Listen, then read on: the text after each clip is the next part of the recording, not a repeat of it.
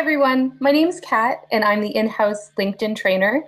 Today we're going to be going through some ways that you can market your business and yourself on LinkedIn, how to optimize your profile and your company page, and some features that you should be utilizing. So this webinar is going to focus mainly on organic ways of marketing, but if you're interested in learning more on LinkedIn Analytics, paid ads, and premium features, we will be doing a more in-depth webinar on that as well later on. So with that being said, I'm going to get started with some information on the importance of using LinkedIn. LinkedIn is the largest professional marketing site with 500 million users, at least the last I checked, and 40% of LinkedIn users use the platform daily. The site is growing in usership, and they've been adding many new features and improvement over the last couple years, and that has brought engagement up significantly and added some things that you can really benefit from for your company and for marketing yourself and your brand on LinkedIn. So I'm going to start off the webinar by talking about how you can optimize your LinkedIn company page. Starting with branding and brand recognition, there are two important visuals to be aware of in your LinkedIn company page, those being your logo and the banner image. You'll want to make sure that the branding across all of your social media channels is consistent as far as using the proper logo, messaging, and colors, and make sure that your logo is included in your profile image and that your branding colors and messaging is displayed within the banner image. You can also use your URL, or rather include your URL and central phone number in your banner image and include a call to action, a tagline, or a hashtag as well. In addition to your primary banner image, you can create a banner image to showcase an upcoming event or a product launch, or share your company culture with photos of your team and stuff that's happening around your office. And these can be switched up incrementally when you have these events coming up and when you want to showcase something new. So when it comes to your company description, it should speak directly to your prospects. And while it is perfectly acceptable practice to just transfer the About section from your website over to your company page, if you want to improve upon that and stand apart from your competition, use this opportunity to tell your story and speak directly to your page visitors.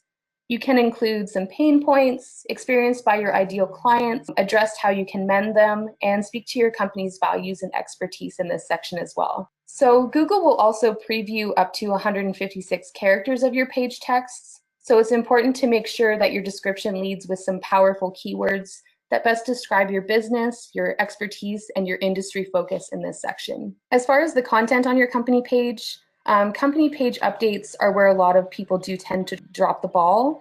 So just like with other social platforms, these need to be posted at least once, but ideally 2 to 3 times per week, with content that's going to draw people to your page. And this will help keep your page relevant. You can post directly to followers of your page, or you can even sponsor your content so that it's seen by people who are not yet following your page. And a great idea for content strategy on LinkedIn is to post something that will keep people coming back to your page, like a series of 5 to 10 tips or tools, maybe a series highlighting your team members or your clients, some weekly productivity hacks, countdowns to top 10s, or any other topics that you might find fit your brand. It's a great way to link things back to your website to try and increase your traffic. You can make a special event and post quarterly or on a seasonal basis. So posting a series will encourage people to come back to see your next post. And it's also going to allow them to scroll through the past posts and see more of your content that they may not have been aware of otherwise. So make sure that in all of your content on LinkedIn that you're being helpful and informative, and try not to be salesy. At least 80% of the content that you're posting should be informative, and no more than 20% should be selling. And that's not to say that you need to have 20% of posts on your LinkedIn company page selling a product or service. It just means that you really shouldn't go over that, because that'll tend to turn people off, and then they're not going to want to come back to your page to see future updates that you have on there. LinkedIn is supposed to be about sharing expertise and learning and advice, and really just having a lot of informative posts rather than people trying to sell you things. So that's a way that you can set yourself apart as well and encourage people to continue to come back to your company page to see future updates and to learn more about what they want to hear. So moving a little bit on to building your following on your LinkedIn company page, this is something that a lot of people do have difficulty with. And some of the ways that you can do this, firstly, you need to make sure that you're posting the relevant content on your page so that people are satisfied with it and they continue to return, and they'll actually want to follow your page to see your future update. You also want to do some cross promotion. So you can start by sharing your LinkedIn company page on some of your other platforms where you may have a lot of followers, such as Facebook, Twitter, anywhere like that. You'll also want to add an icon to your email signature, to your website, and business cards so that people are aware that your page does exist. And you'll also want to share the page to your personal profiles as well so that your connections can come over and like the page and follow it and see your updates there too. Another great way is to send out an email blast to invite people directly to follow your page and to encourage your team of employees to regularly share and engage with the content that's on your page so that people in their circles can see it as well. You can also invite your own friends and family to the page and ask them to do the same as far as sharing out your content or inviting people that they think might be interested in seeing your content. If you want to invest in building your following, there's also the option to use sponsored content. But aside from that, there really is no quick and easy trick to getting organic followers to your page. You really just have to be consistent and invest a lot of time and resources into it. It's very important on your company page to engage with your community. Make sure that if somebody comments, you reply to them right away. People are way more inclined to continue to participate with your page if you're engaging with them. So keep an eye on your analytics as well and your notifications and see how people are responding to your content so that you can adjust it accordingly. Make your updates short and sweet, encourage some click-throughs, include a simple title or an interesting image and a lead in that lets readers know what the story is about without giving it all away. And don't be afraid to ask questions, evoke people to engage with your content, but also get some feedback on what type of content they want to see. So you can post a question on your company page to ask somebody what type of advice they're looking for within your industry, or to ask somebody what they struggle with most. And generally, people will respond to those types of questions, and that increases your engagement, but it also gives you some insight into what you should do for your future posts. Any page that engages with its users tends to get a lot more engagement in return. If people are replying to your comments or your posts rather and not getting any reply from you, they're not going to want to come back and do that again. So you have to make sure that you are giving them a lot of your attention in that sense. So moving on a little bit from your company page optimization, I just want to talk a little bit about showcase pages. It is a similar feature to your company page, but it's also different in a lot of ways. So showcase pages enable you to promote certain products or services to specific customer segments. And these pages are used as an extension of your LinkedIn company page. So for example, a company like Adobe may want to have a showcase page for their Creative Cloud services to promote their specific software, and they do have that enabled. And you can treat your showcase page as a mini LinkedIn company page for that specific product. You can create up to 10 of them for your company page, but if you do require more, you can reach out to LinkedIn support and request more, and they will help you with that. And once these showcase pages are created, they're going to be shown on your company page right below your About section. So it's a way to get people to go from your company page where there might be a lot of information with only a little bit of it that's targeted towards them, and they have an option now to go to a showcase page where you might be sharing something that's more relevant to them specifically. So in the example of the Adobe page, they have their Creative Cloud page that's targeted mostly towards photographers and designers and that type of thing. So by having them come over to that showcase page, the content that they're going to be seeing will be more tailored to them, so they're more likely to visit that page more often and less likely to unfollow it if they're seeing content that doesn't apply to them like they might on the main page. One of the unique things about showcase pages is that they have unique names. So similar to a URL, there's no duplicate in that sense. So it allows you to be very specialized and also to not get your showcase pages confused with another company's showcase page. So in the website area of your showcase page, you can include a link to the corresponding product or service page of your website, and you can experiment with your content there by pinning maybe a status update to the top of your page, engaging what kind of responses received from your followers. Creating, growing, and maintaining these company pages and showcase pages takes a lot of time and resources and a lot of commitment. So you can't simply set them and forget them. You do need to follow up and do a lot with those pages to make them successful. And if you wanted to create a showcase page for your company, you can simply navigate to your LinkedIn company page, open up the admin tools on the top right corner, and it'll bring down a drop-down menu where you can then create that page. So here's just an example of where you might find a showcase page. And again, just using Adobe as an example, this is their main company page. And if you just scroll down a little bit, it showcases or shows you their showcase pages there rather. So if you were to click on the Adobe Creative Cloud, it would bring you over here. And you'll notice this does look very similar to a company page, but it's just more focused. Now moving on to optimizing your personal LinkedIn profile. One of the most important things you can do when you're optimizing your LinkedIn profile, and one of the first things you should do before you do anything else, and one of the things that people often overlook, is to make sure that what you're putting out there is visible to everybody. So be sure that your posts are public. And if they're not public, people are unable to share them onto their pages. They're not going to show up in any Google searches unless you are a connection of that person. So these options to change the privacy of your posts can be found and changed in the section Edit Public Profile and URL. And under there, you would just click Edit Visibility, and you can actually customize this section to be specific about who you want to see your updates. But if you're using your profile for any marketing purposes, I would recommend just having it public. Next, you're going to want to develop a headline that goes beyond just your job title on your profile. Your LinkedIn profile headline defaults automatically to your current title and company, but you can edit that in your profile edit section. So try to make it compelling and unique.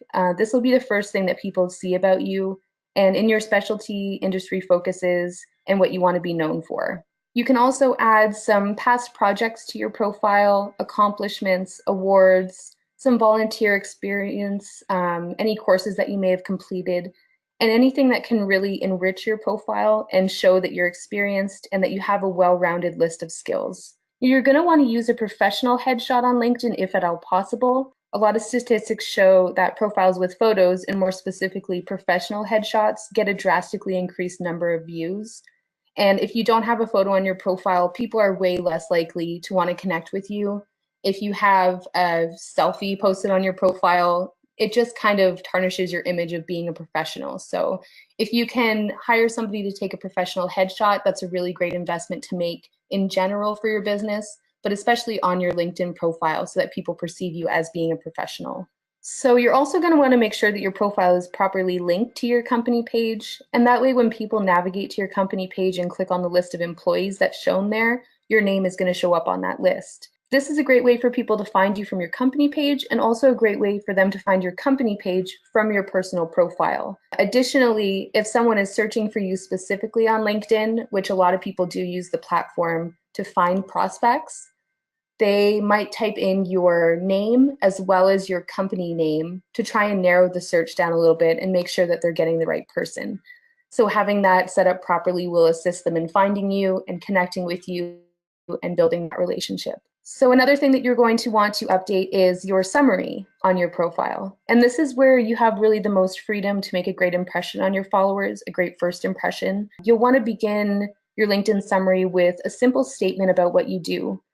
Utilize some keywords that you want to be associated with, and add a short synopsis of your experience. Emphasize how your experience and accomplishments in your field are valuable to your prospective clients. And you'll also want to include some sort of a call to action at the end of your summary. So if you manage to capture their interests, you can then guide them towards what to do next. And this can be a link to a 15-minute phone call booking on your website, a link to your website main page, your contact page, a page that you want to highlight, or even just an invitation to connect outside of the platform. Make sure that your experience and your information sections on your profile are current so that your followers are up to date on what you're doing and what you have as your most recent information up there for them to see. If you've changed jobs recently, make sure that you archive an old job so that when someone's searching for somebody to connect with from a specific company, they'll know whether or not you are still working there and what your duties are. If you get a promotion, make sure to update that immediately. This will notify your followers, but it'll also make sure, again, that that information is up to date when people do go to search for you. If you find that your profile is looking a little bit bare, you can also try to add some new sections to highlight publications, certifications, patents, honors, awards, any important test scores that you might have had, languages that you speak, and really whatever else you think might appeal to your followers. and the position you as an expert in your field, and really just highlight some of that information that people might not otherwise know about you that's going to set you apart from your competitors. So similarly to a resume, you're going to want to put stuff on there that is really going to draw their attention in and stuff that they're going to remember you by. So moving on to endorsements and recommendations, there's generally a lot of confusion on the differences between these two features on LinkedIn, but they are very vastly different. In endorsements, basically you can include some skills on your LinkedIn profile, and this is a great way to showcase your abilities to other members. Skills can include anything from softwares that you've mastered, although don't make it basic softwares like Word programs and email and that kind of thing. It's kind of implied that you would already have knowledge of that. So anything specialized you can list as a skill. You can also list practices in the workplace that you possess, really anything that can testify to your abilities, anything that you're an expert of that you want people to be aware of. And getting other people to endorse your skills will really allow you to provide some social proof on how you manage them, and it gives your claims some weight. So if you are well versed in a certain software, getting people that you work with or people that you've had as clients to endorse that will just prove to your readers and your followers and potential followers that you're not just making an empty claim, that people are actually backing that up and saying, yes, this person is an expert in this software, or yes, they do possess this skill. It's up to your connections to give you your endorsements, but you can solicit them by asking through a direct message or by endorsing some of the skills that your connections have on their profiles as well. And that'll encourage them to return the favor and to come over to your profile and in turn endorse some of your skills too. I would definitely suggest asking your colleagues and your team members to endorse you for some of your skills. People are way more inclined to take the time to do something if you approach them about it. And your skills can be managed from the edit profile section. So that's where you can add them and you can remove them if they're no longer relevant and that type of thing. So moving on from endorsements, recommendations are, as I said, vastly different, but they fall into the same category as just basically giving some social proof that you are somebody that we would want to hire or that we would want to connect with or who's an expert in your field. So recommendations are different than endorsements, but they can be coupled with them to further show proof of your expertise. And you can request a recommendation formally from a colleague or a client on LinkedIn by navigating to their profile, selecting the More icon next to their name, and then selecting Request a Recommendation. And you can add a note in there as well. And once your recommendation has come back from them, you can even request revisions. And you also, of course, always get the option to approve these recommendations before they're listed to your LinkedIn profile. So recently, LinkedIn has made some improvements on their mobile app. And having the ability really to access your LinkedIn profile remotely is a huge benefit. The faster you're responding to messages, the less opportunities you're going to miss from connections and potential prospects and potential connections. So LinkedIn does have a pretty great mobile app that allows you to do most of what you can do from the desktop site with just a few exceptions. The major things that are missing from the LinkedIn mobile app are the analytics and the ability to use LinkedIn Publisher feature. Additionally, some features available in LinkedIn require downloading additional apps to use. So for example, LinkedIn Groups, Sales Navigator, LinkedIn Learning, and the Recruiter feature, these all have their own separate apps to download. So if you are going to download all of the apps, just a recommendation to make a folder on your phone and store them all there, at least until they're able to come up with one app that provides you access to everything in place of these. So one thing, however, that you do have exclusive access to from the app that you're not able to access from your desktop is the ability to upload videos directly to LinkedIn. And this is a fairly recent development that was rolled out, I believe, August of 2017, and one that not everybody knows about or is taking advantage of. So it's a really great time to start using it to set your content apart. So just go to a little more detail on LinkedIn video. The benefits to using LinkedIn video, as opposed to just posting a link to YouTube or to your website where you have a video already uploaded, is that LinkedIn, just like most other social platforms, exclusively favors content that does not take you outside of LinkedIn. They want you to stay inside of the app or the platform so that they can make more money from advertisements, they can benefit from premium users and advertise for that service, and generally just keep you from leaving the site altogether. They really want you to, spend as much time as you can on there. And as a result, they do favor content that is native to LinkedIn, like LinkedIn publisher posts as opposed to blog posts, and photos uploaded directly to the site as opposed to photo links, and of course, native LinkedIn video rather than something that's stored on another platform. So it's no secret, obviously, that video content on social media platforms does get more engagement and is shared more often than other content. So I'll just go into a little bit of detail on how best to use LinkedIn video, especially for marketing and business purposes. So simply to access the feature, first of all, as I mentioned before, you do have to be using the mobile app, and it is pretty straightforward. So on the home page of the app in the top right corner, you'll see two icons, and one of them is a camera and the other is a video icon. And if you don't see both of these icons, you may just need to update your app. If you haven't updated it recently, you probably won't have this feature available, so just make sure that it is always up to date. And if you click on either of these icons, and be sure that you've given the app access to your camera as well, a page will open up with the options to either take a new photo, take a video, or upload something that's already been recorded that would come from your camera roll or one of your albums. So when posting your videos, make sure that you're adding links to the description, tag people if you mention them, and use hashtags if it is relevant. So if you're attending an event and they have a specific hashtag that they use, do include that in your video, and that way other people at that event can find that video, and then of course if they've met you there, they'll want to connect with you as well. You can also include some talking points in the description to encourage people to watch, so just to let them know what the video is about. And again, without giving away too much, just sort of give them a little brief overview of it. Videos, of course, as well. 3 minutes is ideal for a video, just so that you're not losing attention from somebody, but it's also long enough that you have time to go through and make it valuable for them. So some uses of LinkedIn video. You can pre-record a professional video and have it edited as well. And this can be used to showcase your products or services or share a client testimonial, just that kind of thing. Something that you may have hired somebody to come to your office and do. You can just download these from your website, or from another platform, and then upload the content to LinkedIn from there. And if you're using this type of video, try to use a video that has burned in closed captioning, since they do play muted by default, and there's no option to add captions on LinkedIn. As far as a video for event coverage, a great use of this feature is to upload real-time event coverage to your LinkedIn profile.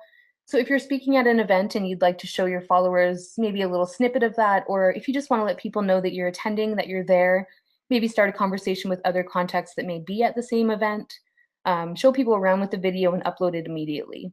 So you can tag other users when you post the video again, or add relevant hashtags that are specific to that event so that your content does show up when people search for these hashtags.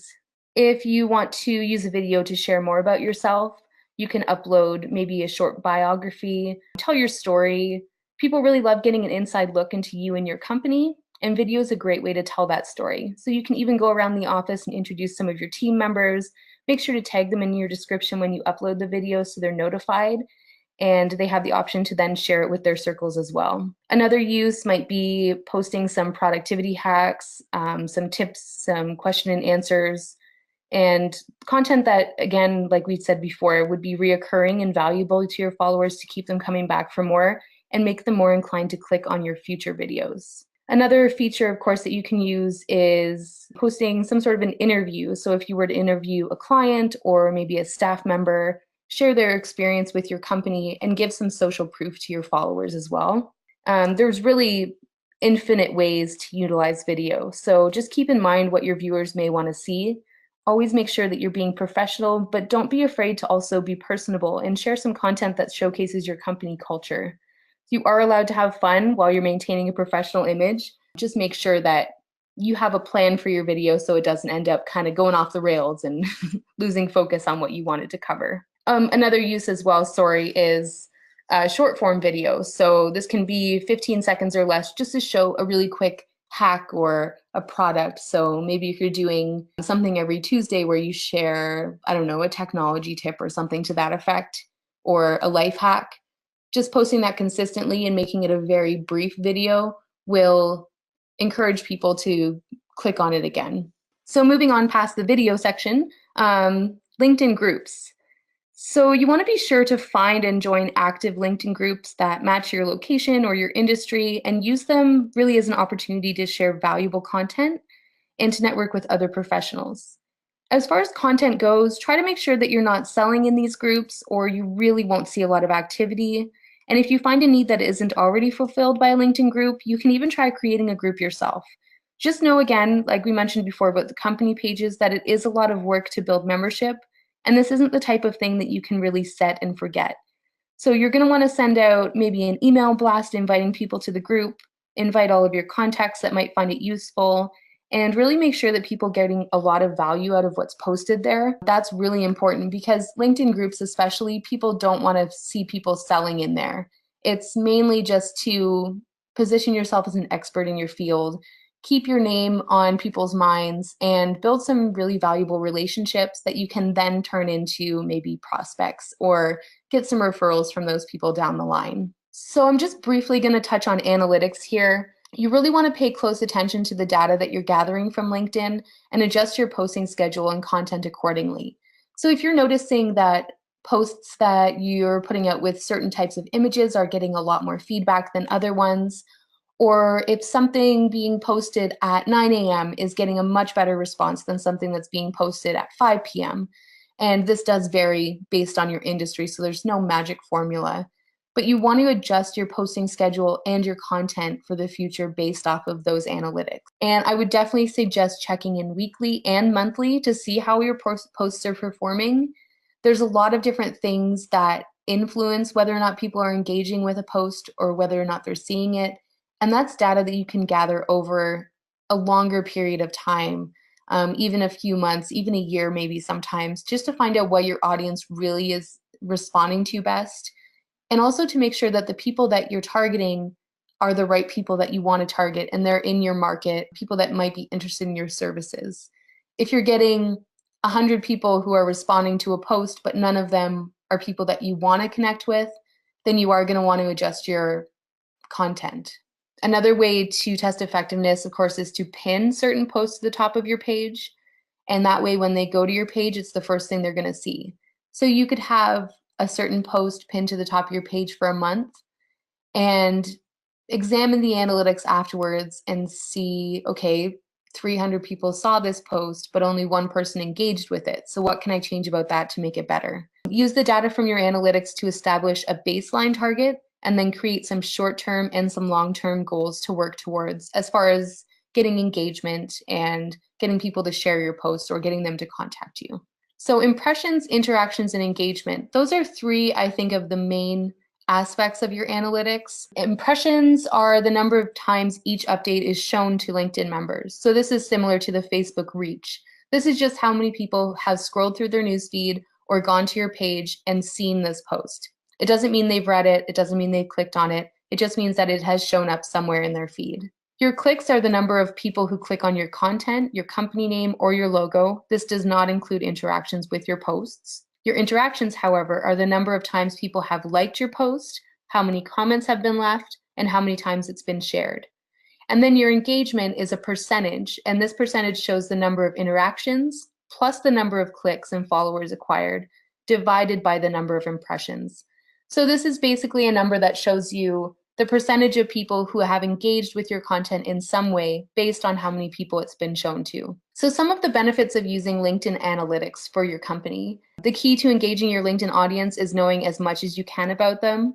In the LinkedIn Analytics tab, there is an option to see the age of your followers or the people who are engaging, their gender, their location, what mobile or desktop platform they're using to see your content, all that kind of stuff. And having that information will really help you not only to adjust the time you're posting, where you're posting to, all that type of thing, but also the content itself. So you can replicate your success by viewing analytics from specific posts to see how they stand up against other methods and adjust future posts, like I mentioned before. So check for some similarities in the content, the topics, and what call to action was used. And again, the example, if a certain type of image is really being viewed a lot and you're getting a lot of response from that, you're going to want to use that, an image that's similar to that in nature for future posts.